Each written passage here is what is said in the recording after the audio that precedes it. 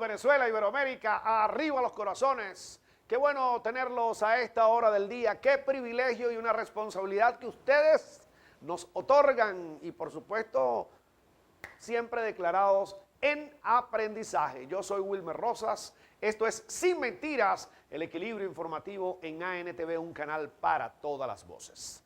Muchos elementos de posible o sujetos de interpretación de lo que está ocurriendo y de análisis, porque están pasando cosas importantes en Venezuela, en Latinoamérica y en el mundo.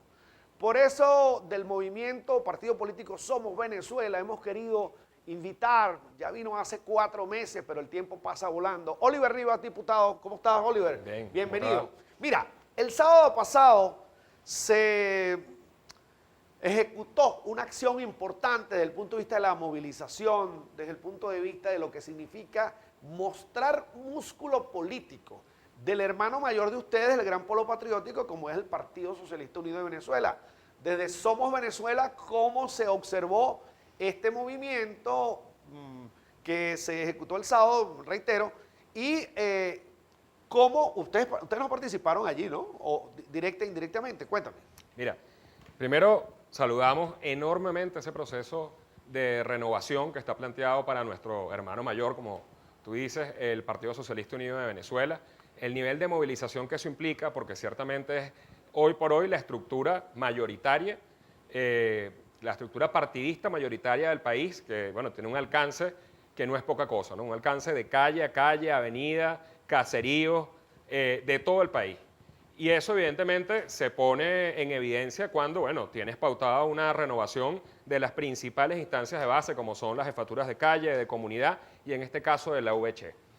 Yo vivo en un territorio, como muchos diputados y diputadas, en ese territorio coexistimos con las fuerzas vivas, y esa es una de las fuerzas vivas. Nosotros acompañamos, por supuesto, ese proceso, lo saludamos, pero además queremos insistir que no es un proceso exclusivo del Partido Socialista Unido de Venezuela. Afortunadamente, el gran polo patriótico, el PPT, está en un proceso de renovación. La Unidad Popular de Venezuela está en un proceso que llama de refundación. El movimiento Somos Venezuela está también renovando sus estructuras regionales, de manera que es sencillamente un impulso, una ofensiva, una avanzada en la renovación, no solamente de estructuras y de figuras, ¿no? Que pudiera quedarse ahí, bueno, quítate Venezuela, tú para ponerme claro, yo, pero Somos sino Venezuela, de prácticas políticas también. Es una organización de cuadros.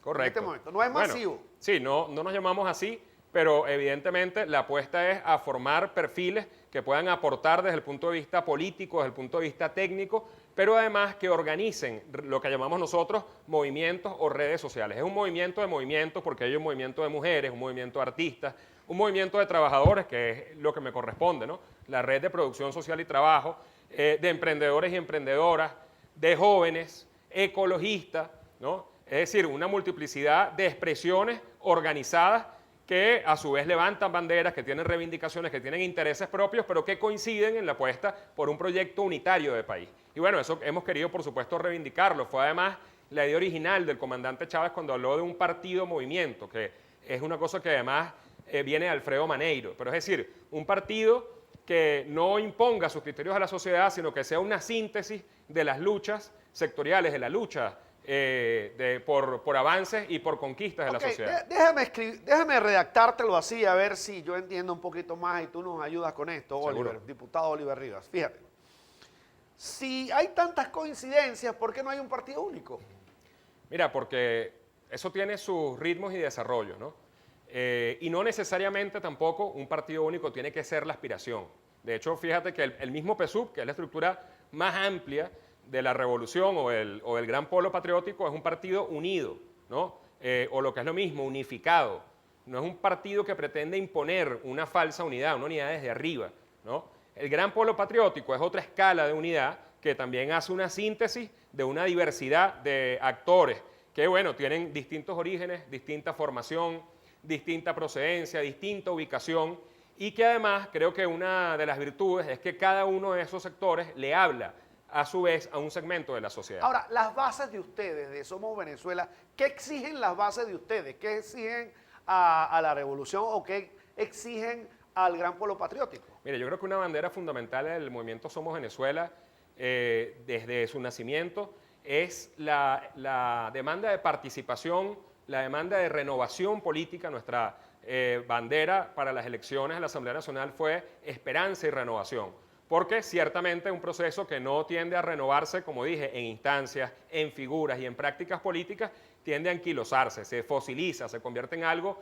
que termina siendo una reliquia, una carga, ¿no? Eso es una cosa vital. Y por supuesto, la generación de propuestas políticas, es decir, que no podemos conformarnos con criticar la vieja sociedad que heredamos, sino somos capaces también de construir, de perfilar nuevas políticas, programas y planes que salgan también a la calle con algo que decirle al país, con algo a lo cual sumarse. Y como carácter sustantivo, entonces, ¿cómo se han renovado y cuáles han sido las propuestas de esa renovación? Mira, fíjate, una cosa fundamental. Este movimiento fue el primer partido político de la revolución que incorpora a la sexo-género-diversidad, que eso no es poca cosa. Fue la primera iniciativa. Pero además crea, por ejemplo, como red sectorial, el ecoanimalismo, que también es algo, digamos, bastante novedoso, que hasta ahora tiene incluso políticas públicas del Estado, pero que como sector social organizado no ha figurado, ¿no? Nosotros hemos abierto un espacio para que eso se exprese dentro de la política venezolana, dentro de la política pública también, y eso nos parece que es uno de los principales avances, sin considerar que la mayoría de participantes y cuadros del movimiento Somos Venezuela son jóvenes, ¿no? A pesar de que también hay un espacio para los adultos mayores, la mayor parte de esa diversidad que está presente en esos movimientos y redes es joven, es entre 25 y 50 años, fundamentalmente. Ahora, la primera diputada trans es del PSUV, del Gran Polo Patriótico, es Dilberly. Sí, de hecho la primera diputada estuvo en la gestión de la Asamblea Nacional saliente, fue alguien que además tuve la oportunidad de ver clases, fue profesora de Derecho, la profesora Tamara Adrián. Tamara Adrián. Lamentablemente esa gestión vendió una expectativa al país que no cumplió, que fue reconocer una cantidad de reivindicaciones. Sirvió para la campaña, pero después no fue considerada a la hora de concretar y materializar esas reivindicaciones. La diputada Dilberly efectivamente sería una segunda figura importante. Pero digamos, más allá de la gente que tenga vocería o representación en la Asamblea, ¿no? Que además la Asamblea abre sus puertas a todos los sectores, tenga o no tenga representación directa, porque es la Asamblea de todos los venezolanos y las venezolanas. Pero fíjate que yo lo tomo como un bisturí, porque como tú me dices que fueron el primer partido del Gran Polo Patriótico en fijar propuestas, ideas, oposiciones en relación a la sexodiversidad, pero me llamó la atención que fue el PSUV la que impulsa esa primera candidatura. Totalmente, pero además no perdamos de vista algo. El PSUV tiene hoy por hoy la presencia mayoritaria en la Asamblea Nacional. O sea, es un problema también de opciones, ¿no? Nosotros generamos la instancia de participación, pero bueno, eso obviamente después se mide en los procesos electorales, ¿sí? Claro. Ahora, para nosotros lo importante es que como gran polo patriótico estamos levantando, y eso no es siempre, digamos, uniforme, no es lineal. A veces alguna organización tiene que tomar la iniciativa, dar un paso adelante y después las otras lo reconocen. Y bueno, nosotros tenemos el orgullo de haber abierto esa puerta porque pensamos que es un sector que está muy presente en la vida nacional. Vamos a hacer el primer corte. Oliver Rivas del movimiento Somos Venezuela está con nosotros en Sin Mentira. Ya venimos.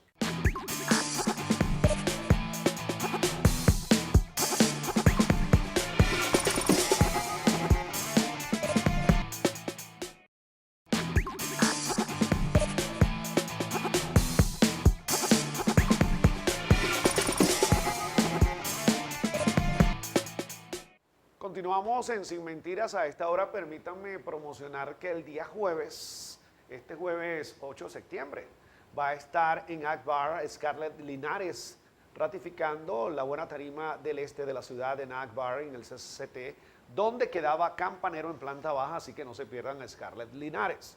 Voy a agradecer también la presencia en el programa de la alcaldía del municipio Vargas. En Vargas Suárez resuelve y está demostrando cada vez más eficiencia en su gestión. Es una prueba, allí están los resultados. Muy buena la gestión que avanza también en lo que se refiere a la homologación de los pensionados allá en la alcaldía de Guarenas. Ambrosio Plaza, que dirige el buen abogado y amigo Freddy Rodríguez, presente también en el programa, y la gente de Guárico, concretamente en el municipio de Pedro Zaraza, Carlos Castillo Cancha despunta también con una gestión ligada al gobernador Vázquez allá en Guárico. Así que gracias por estar con nosotros. Bueno, entonces continuamos con Oliver Rivas. Mira, Oliver, ven acá. Tú sabes que las redes sociales hablan mucho y no hay filtro de nada. Me he dado cuenta. No hay filtro de nada. Tú sabes que ahí sale cualquier cosa en cada segundo. Ciertamente hubo unos hechos aislados de lo que pasó el sábado, unos forcejeos, lo cual no demerita nada. Yo le digo a la gente, pero bueno, nosotros somos tierra de sangre caliente aquí en el Caribe, pues, cosas aisladas. Pero es la euforia de participar, de querer estar allí. ¿Qué opinión te merece? Mira, yo creo que por supuesto todos esos son siempre gestos lamentables, pero que están presentes, que son parte de la realidad y de los procesos políticos. O sea, que uno no puede tampoco desconocerlos. No es una cosa descabellada, impensable, inverosímil, no. Eso puede estar presente en la dinámica. ¿Qué creo que hay que contabilizar? Bueno, en relación a las más de 200.000 calles o avenidas de este país donde se realizó un proceso similar de elección de base, bueno, ¿en cuántas se presentó? Claro. De la cantidad total de VCHES, ¿dónde hubo incidencias? Porque, por supuesto, nosotros no estamos exentos de los vicios, desviaciones, desafíos que tiene cualquier mortal en esta sociedad. Nosotros somos hijos e hijas de esta sociedad. Por tanto, también llevamos los valores, las contradicciones, y eso va a estar presente en el escenario de medición, porque aquí no hay gente que venga de Marte ni perfecta. Ahora, creo que la regla es que en su mayoría, en su gran mayoría, ¿no?, esta elección, este proceso de renovación al que invita nuestro hermano partido PSUV, se dio en unas maravillosas condiciones. En mi territorio, por ejemplo, movilizó una cantidad importante de gente que uno quizás ni se hubiera imaginado que estaba comprometida hasta ese nivel, y bueno, que durante todo el día sábado estuvo acudiendo a la urna, atento al escrutinio, el proceso de postulación. Me parece que metodológicamente fue riguroso, y eso es un hito importante. ¿Por qué? Porque una de las justificaciones y excusas permanentes para no hacer procesos de consulta o primarias, ¿no?, en nuestra cultura política heredada, es que eso no es posible, es que eso es un gallinero, eso va a ser un desastre. Y bueno, ese proceso, por ejemplo, demuestra que fue siempre la voluntad del comandante Chávez, que sí es posible construir de abajo hacia arriba. Okay. Cada quien con su peculiaridad, por supuesto. De abajo hacia arriba, en esa construcción, la gente le podría pedir a un movimiento político, como Somos Venezuela o al PSUV o al PPT, al Gran Polo Patriótico, le pudiera pedir, mira, ¿cómo hacemos nosotros para darle un coto, por ejemplo, a la especulación en materia económica? Como yo te he visto muy activo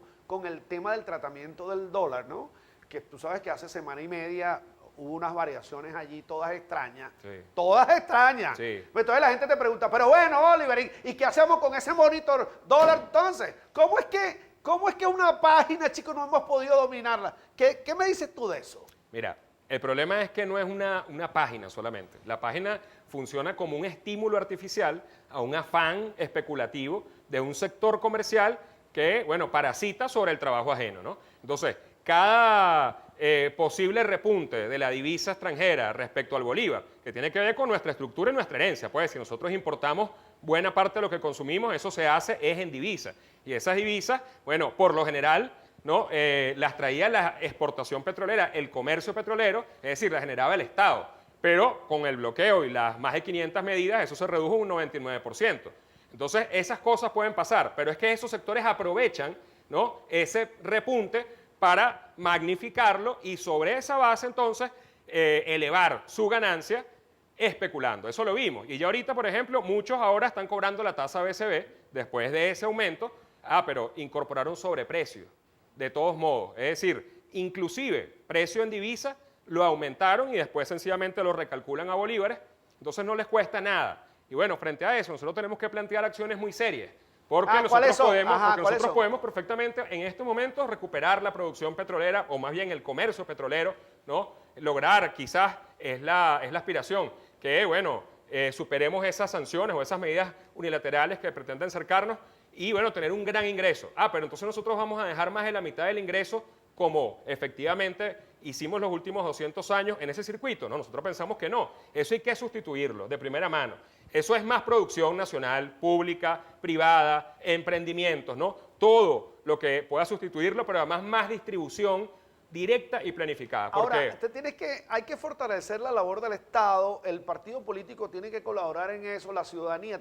Es como una mancomunidad de esfuerzos para lograr controlar ese caballo galopante que es la especulación a través del dólar. Cada quien en su escala. El Ejecutivo Nacional, bueno, con las políticas públicas que a veces se nos pierden de vista, pero nosotros aquí en 2016 teníamos unas colas de 6 horas y nos querían llevar una rebatiña frente a una bodega por un kilo de harina precocida de maíz. Eso no pasa en este momento. Porque el Estado asumió la distribución de manera directa y planificada, incluso de productos que genera la empresa privada, con una cantidad de versiones, por ejemplo, de ese producto vital para la mesa del venezolano, y ahora se distribuye a 6 millones de familias, si no nos tendrían ahí. Eso es posible hacerlo con otros productos, con el calzado, con la ropa, es decir, que eso no sea un bien por el cual nos extorsione el mercado. Y eso nosotros tenemos que garantizarlo.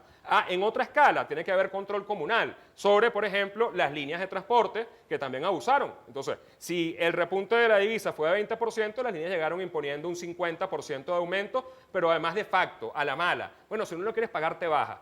Y esa cultura hay que erradicarla, es tremendamente perversa. Es además uso de la impunidad, es abuso de la posición de dominio sobre nuestros adultos mayores, por ejemplo, que deberían estar exonerados y sin embargo se les cobra. Entonces es un chantaje por la vía de hecho y nosotros tenemos que ejercer autoridad. Yo vi también el post en tus cuentas de Instagram de Gabriela Chacón. Correcto. Diputada y primera combatiente allá de Sucre, en relación a ese tema, que es un tema también que va a pasar con los estudiantes, porque tú sabes que no lo dejan subir, no se les paran en las diferentes paradas. Pero entonces tiene que haber una cultura ciudadana con mayor fuerza, con mayor, estando allí bien firme a la hora de defender los derechos. Una cultura ciudadana y una organización ciudadana. Por ejemplo, tiene que haber una organización de usuarios y consumidores, llamamos nosotros un trabuco, trabajadores, usuarios y consumidores. ¿Organización ciudadana o más partido político? O sea, más partido político defendiendo a los ciudadanos. Las dos cosas. Los partidos políticos tienen la tarea, deberían siempre defender a la ciudadanía, ¿no? A veces la usan, a veces no la defienden, pero es el deber ser. Pero la ciudadanía también puede organizarse de manera independiente, según sus intereses, ¿no? Y en muchos países, por ejemplo, esas organizaciones de usuarios y consumidores, ¿no? Han ejercido lo que llamamos el poder del consumidor, han generado boicot a sectores específicos, empresas, marcas, en días específicos, y han generado un revés a quienes han pretendido especular y hacerse con el trabajo de la mayoría. Pero lo mismo diría en relación a los comités de usuarios del transporte público. Es decir, ese correlato tiene que haberlo, porque también tiene que haber quien vigile el funcionamiento. Tengo que hacer un nuevo corte, ya venimos con Oliver Rivas.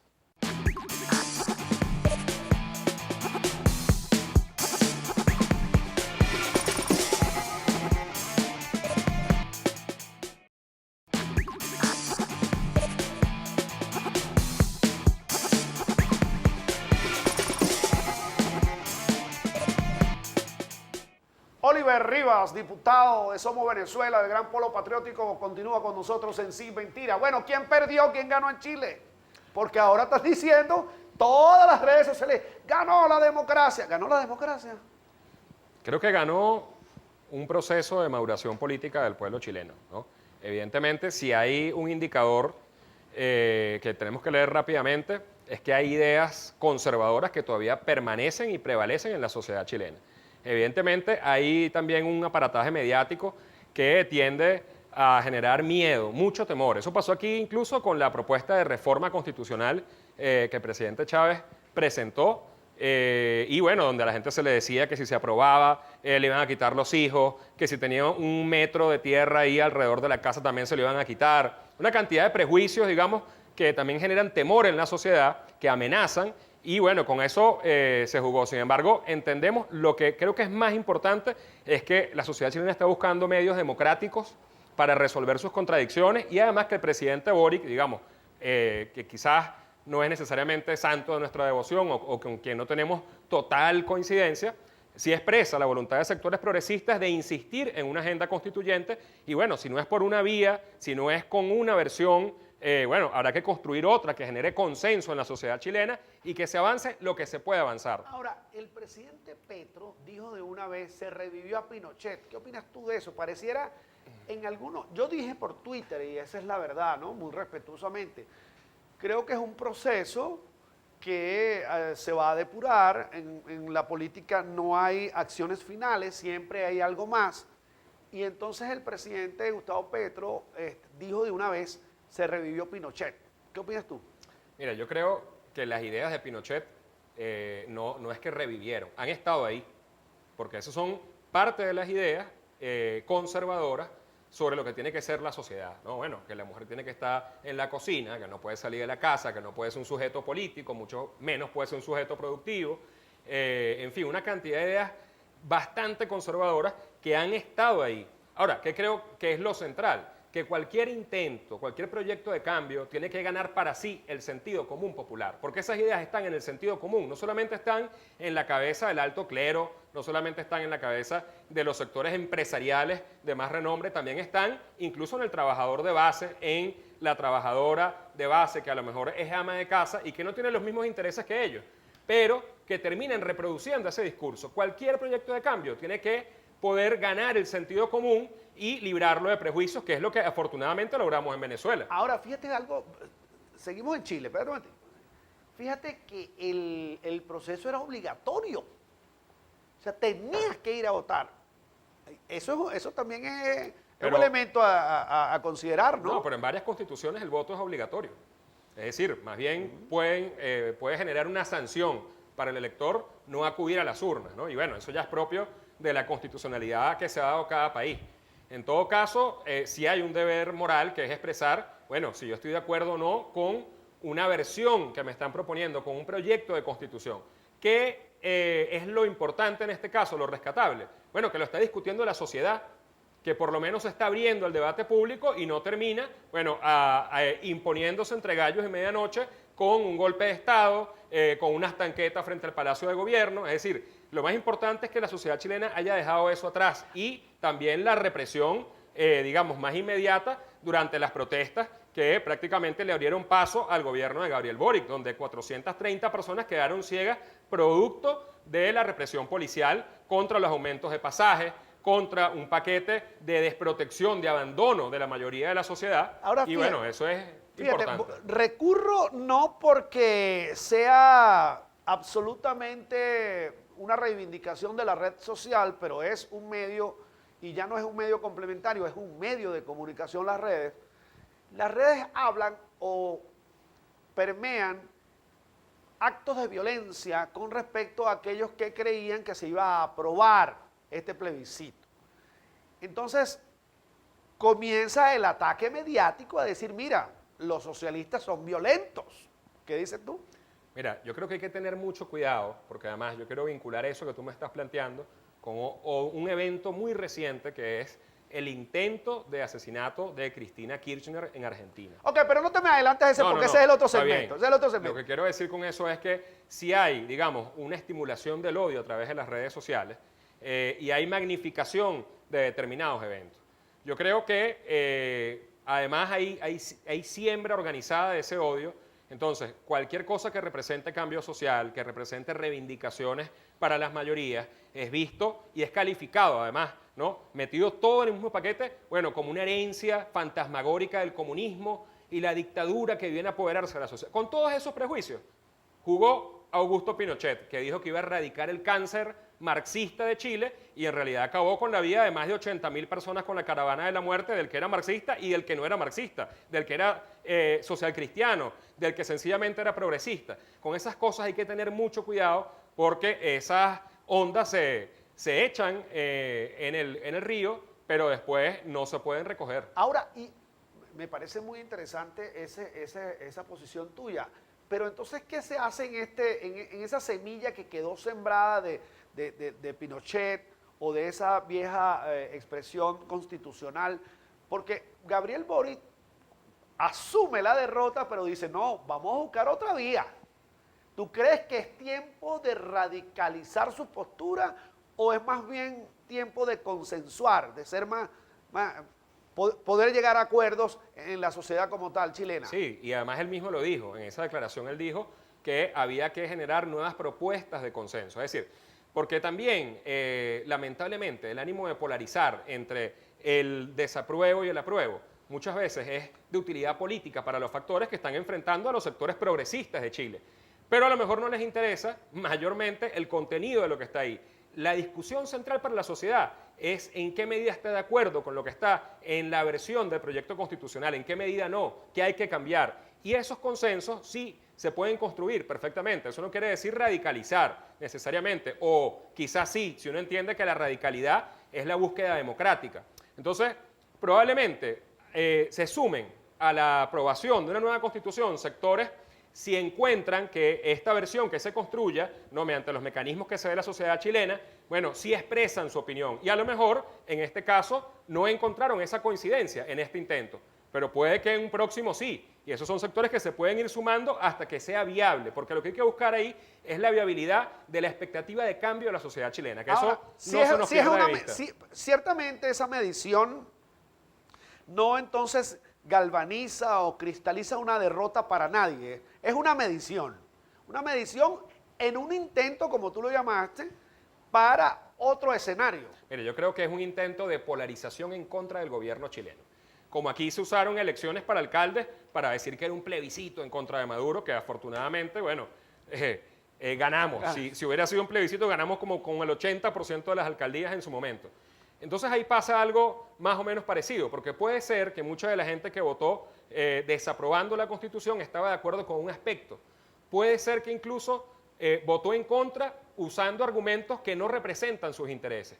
Pero es que ahí el esfuerzo mediático fue por demonizar la versión de proyecto constitucional. Entonces con eso hay que tener mucho cuidado, porque no es verdad que las ideas que están en esa versión hayan sido derrotadas. Cuidado con eso.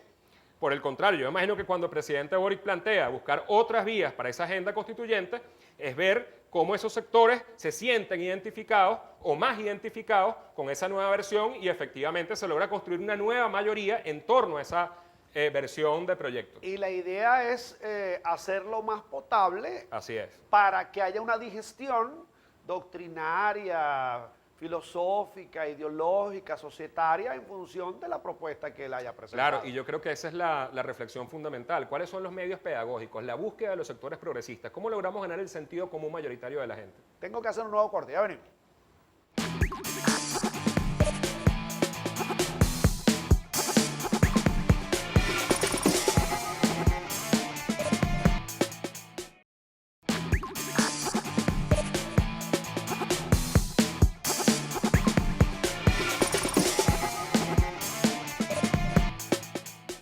Continuamos en Sin Mentira. Tú sabes que aquí no eludimos ningún tipo de debate, ni comentario, y hacemos preguntas que la gente quiere hacer.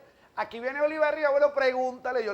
La gente sabe que tú venías, y la gente sabe que tú hablas bien. Entonces, mira lo siguiente. ¿Qué fue lo que pasó con la vicepresidenta Cristina, vale?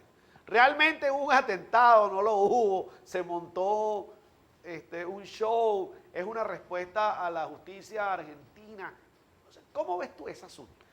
Mira, yo creo que desde hace rato en todo el continente se han estado usando medios de persecución contra determinados liderazgos políticos. No solamente Cristina, que además ya es la segunda vez que intentan judicializarla, pasó con Lula, que además estuvo preso, con Dilma Rousseff, y también pasó en Paraguay, ¿no? Ya desde el punto de vista de la instrumentación del Parlamento, pero igual con una causa contra el presidente del momento, Fernando Lugo. Es decir, ha servido el lawfare, lo que llaman el lawfare, que es la judicialización como un método de persecución política de algunos liderazgos. Y también, bueno, relacionado con lo que estábamos hablando, evidentemente hay una inyección de odio tremenda. Sí. Recordemos que en Argentina las dictaduras propias del Plan Cóndor, ¿no?, prendieron en alguna medida construyendo algo que se llamó la Triple Alianza, que era un sector parecido al Ku Klux Klan en Estados Unidos, ¿no?, con ideas ultraconservadoras. Y fíjate que no es casual que la persona que atentó contra Cristina, ¿no?, ya los estudios técnicos demuestran que efectivamente era o es el arma, un arma verdadera que estaba cargada. Pero una cosa que me llama la atención, los tatuajes que usa este personaje son tatuajes que representan la luna negra, que es un símbolo del misticismo nazi, que representa además la purificación.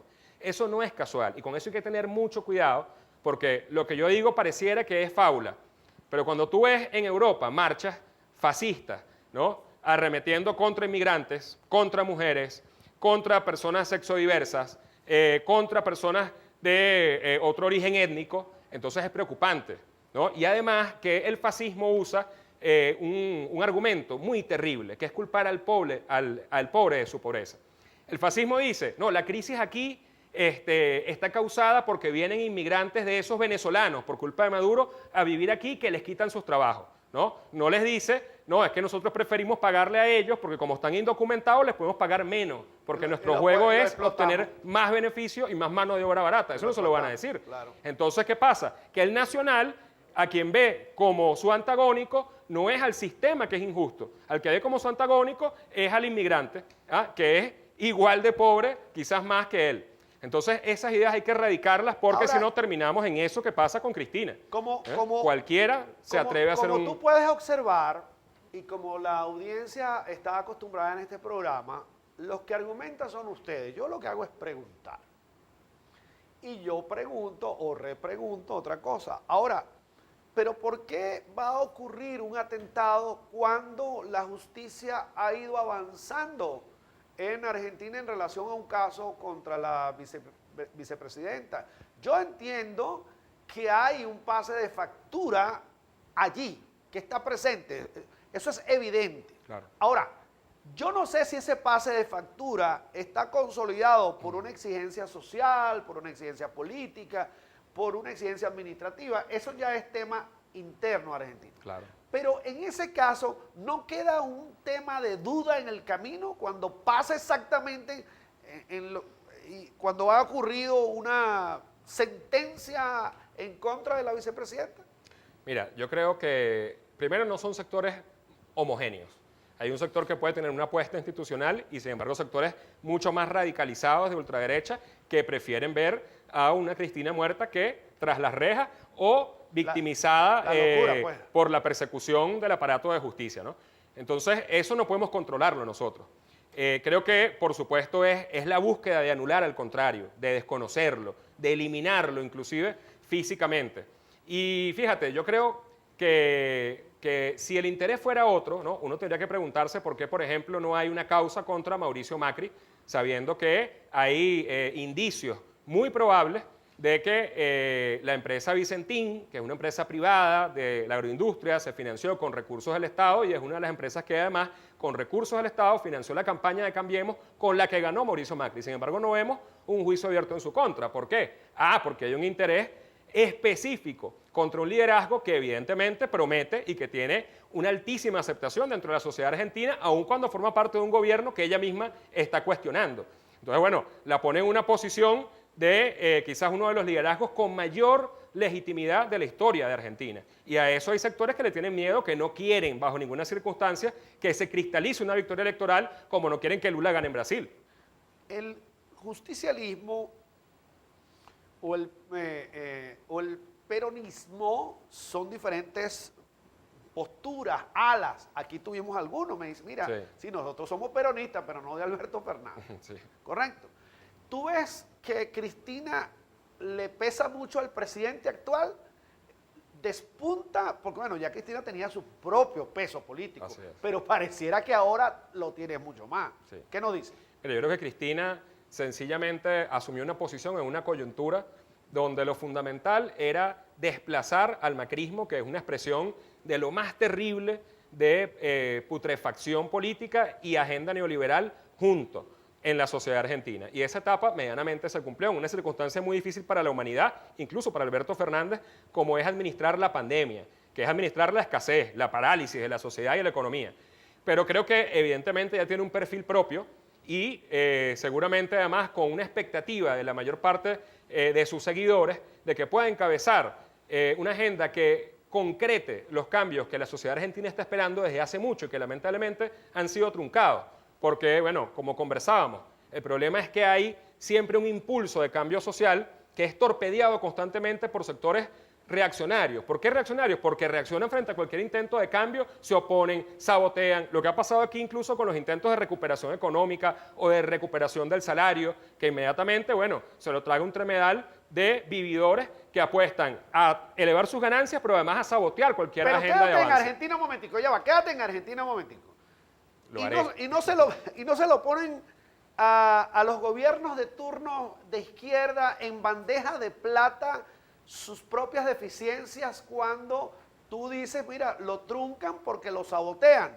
Pero eso no es poner en bandeja de plata una excusa.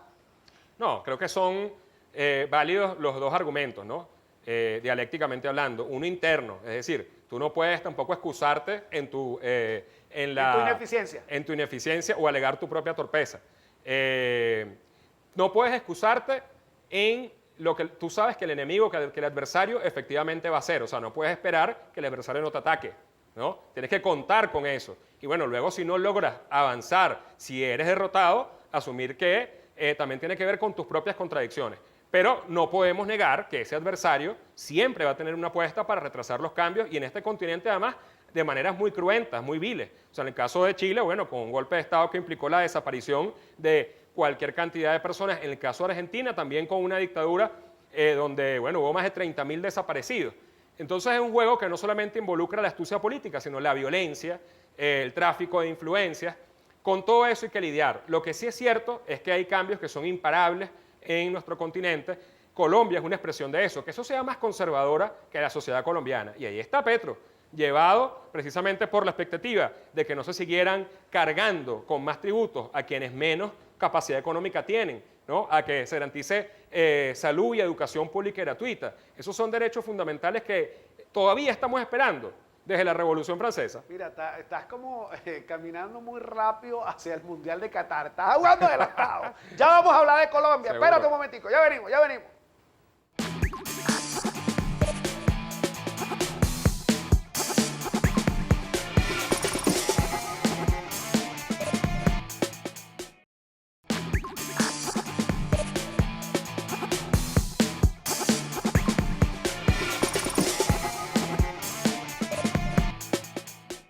Continuamos con Oliver Rivas. En extrañas circunstancias están ocurriendo atentados en Colombia. Asesinaron unos policías. Sí, están sucediendo cosas. Eso en primer lugar para que lo tengas allí, sí, lo conectes. Vamos a empezar con ese punto. ¿Qué opinión te merece? No, bueno, Colombia tristemente tiene una herencia paramilitar que no comienza ni con la FARC ni con Duque Uribe. Comienza incluso desde el asesinato del general Sucre en Berruecos, que fue justamente un sicariato, ¿no?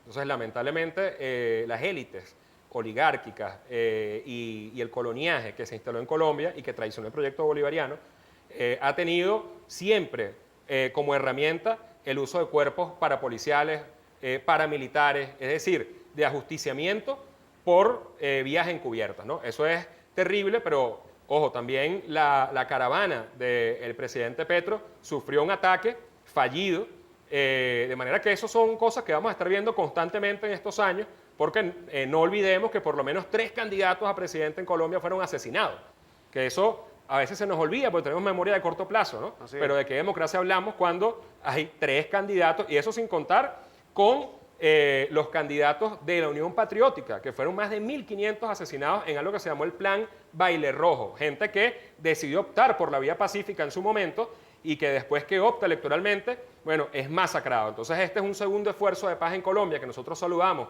Y por supuesto con la llegada de Petro se robustece con liderazgos como el de Francia Márquez, se consolida esta apuesta por la paz. Y fíjate qué cosas nos dice la historia. El acuerdo de paz, el referéndum aprobatorio del acuerdo de paz en Colombia fue derrotado. Ganó el no, pero fíjate que después tuvimos un avance, movilizaciones sociales y además la llegada de un gobierno progresista a Colombia. De manera que en Colombia no estaba cantada la derrota y en Chile hoy día tampoco está cantada la derrota. La llegada, por cierto, del embajador Benedetti a Venezuela genera o sustenta, cristaliza, potencia una esperanza cierta de normalización de las relaciones. Es un proceso para después el encuentro del presidente Maduro con Petro. Pero tú sabes cómo es las cosas, pues tú sabes que hay flashback otra vez en las redes sociales y le sacan a Benedetti algo que él dijo por allá en el 2007, 2008. Cosa que lo ponen en contexto y lo descontextualizan, porque una cosa es lo que tú hayas dicho anteriormente y tú puedes corregir, pues. ¿La viste? ¿Viste esas declaraciones no, no la vi. donde él decía que había que romper relaciones con Venezuela? Sí. Ese tipo de cosas, ¿no? Sí. Pero lejos de ratificar o no esas declaraciones, lo que sí es cierto es que con Benedetti se abre algo importante igual con la presencia del embajador Plasencia allá en Colombia. Así ¿no? es. Correcto. ¿Y cuál es la expectativa, crees tú, que debe ser la principal en este momento entre ambas naciones? ¿Cuál debería ser la acción más importante? Mira, la acción más importante es lo que le responde a las urgencias del pueblo venezolano y colombiano, que son dos pueblos hermanos que comparten una línea que es una ficción administrativa, porque la verdad es que mucha gente que vive en Táchira tiene su familia más allá del puente y viceversa, y además están en constante paso en condiciones normales. Entonces eso de todos modos se venía haciendo porque eso es un flujo que tú no puedes impedir, que es el tránsito de la realidad sobre lo administrativo. ¿Qué permite esto? Bueno, consolidar el comercio, pero un comercio regular, un comercio que no sea por vía de trocha. Entonces es interesante, ¿no?, la zona económica que, especial que están planteando, esa posibilidad entre Colombia y Venezuela, una zona económica especial. ¿La ves tú bien? Bueno, yo creo que cualquier cosa que apunte a organizar, ordenar, formalizar un comercio que ya existe es una ganancia. Y no es para nada neoliberal, porque además, en vez de desregular, lo que estás es regulando algo que ya pasa. Entonces, por eso insisto, es mucho más conveniente que ese comercio, bueno, florezca, pero que además se regule en beneficio de ambas naciones, ¿no? Eso que llaman los chinos ganar-ganar, y que se mantenga además por una vía transparente y no que sea a través de trochas, a través de contrabando, que eso implica también entonces armar cuerpos irregulares que trabajen en la industria del contrabando, y eso va directo a un aparato delincuencial, a redes muy grandes. Introdujiste China y yo tuve aquí a Rodolfo Sanz con su libro China, la nueva revolución, reciente salida al aire con su libro, Rodolfo, que lo estamos leyendo, y China se reformó. Así es. Que no le tiene miedo tampoco a la producción en masa, ¿no? Para nada, para nada. Creo que algo muy importante, fíjate, es yo digo porque superar tocaste el el tema de lo dogmatismo. neoliberal allí como con mucha distancia, ¿no? ¿Tú? Sí, sí, sí. No, bueno, distancia, por supuesto, hay que tenerle al neoliberalismo, ¿sí? El socialismo no niega el mercado, que eso es una cosa muy importante que a veces no se aclara, porque, bueno, es parte de esta campaña del Ku Klux Klan y asociados por medios, pero no niega el mercado. En el socialismo, que es una transición, sigue existiendo el mercado. Ahora, ¿cuál es el papel que va a tener el mercado? ¿Cuál es el peso? ¿Es el mercado el que le va a imponer las reglas a la mayoría de la sociedad, o es la sociedad la que tiene que decidir hasta dónde llega el mercado, cómo medianamente le damos coto, le ponemos un mínimo de límites al mercado para que no terminemos nosotros sirviendo a la economía en vez de la economía sirviéndole a la humanidad? Mira, esa es la discusión que está presente. Sin dogmatismo podemos reconocer, China tiene una apertura al mercado, pero en zonas delimitadas, ¿no?, que decidió que fuera así para dar preferencia ofertiva a flujos de capitales de todo el mundo, pero China tiene un sistema de regulación, orden, políticas sociales públicas que han permitido que la pobreza extrema sea erradicada. El nivel de pobreza extrema en China hoy por hoy es 0%. Yo quiero que me digas qué potencia capitalista neoliberal del mundo ha logrado acabar con la pobreza extrema. Estados Unidos no, Francia tampoco, Alemania menos. Mira, hay un comentario obligado en estos minutos finales. Por cierto que mañana tienes un live. Correcto. Dímelo rápido antes que se vaya el live que tienes mañana. Sí, fíjate, mañana justamente, exactamente, miércoles 10 de la mañana, live con la diputada Gisela Tobar, que presentó la ley de trabajadores y trabajadoras en el domicilio. Es una ley que protege a sectores que hasta ahora han estado invisibilizados, que pareciera que trabajan independientes, pero que tienen un nivel de servicio para otras empresas a través de las cuentas @Red PST Nacional, Red PST Nacional, y @Oliver Rivas por Instagram. Es un Insta Live y bueno, les esperamos que se conecten para que conozcan cuál es esta versión de este proyecto de ley que va a ser aprobado posteriormente en segunda discusión para proteger a la clase trabajadora, que no es solamente a través del salario, sino a través de la legislación y protección. Un comentario también anexo, porque el tema en Brasil sigue avanzando para el 2 de octubre. Las elecciones presidenciales. En estos días hubo un debate presidencial y pareciera que Lula se quedó un poquito extraviado cuando estaba conversando de eso. Mucha gente dice, bueno, la política es para genéticamente jóvenes de mente y jóvenes de edad, ¿o qué pasó allí? Y la otra cosa es, ciertamente las encuestas se equivocan y se pueden equivocar. Falta la arremetida de Bolsonaro, ¿no? Que no es fácil. Cuéntame.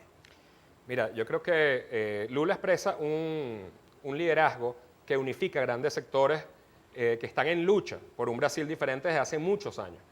Y eso no se puede subestimar, porque los liderazgos no los puedes crear artificialmente, no los puedes generar por ósmosis. Son expresión, encarnación de un proceso y bueno, efectivamente, hoy por hoy es el liderazgo que más sectores aglutina del descontento en Brasil o los que optan por un cambio social. Nosotros no sabemos cuál es la definición, obviamente hay una cantidad de cosas que de aquí a las elecciones van a incidir sobre el resultado electoral. Lo que sí sabemos es que en Brasil hay un descontento que no juega carro. Más de 880.000 personas murieron por COVID. Nadie ha visto que eso es más que la gente que murió por bombas atómicas en Hiroshima y Nagasaki. Es decir, fue una hecatombe, pero a nivel sanitaria, a nivel de salubridad, y Bolsonaro, como le pareció que era una gripeciña, no responde por eso. Entonces, eso es una cosa que sea con Lula, o sea, más tarde se va a cristalizar y va a llevar a Brasil a una nueva época de prosperidad y de avance.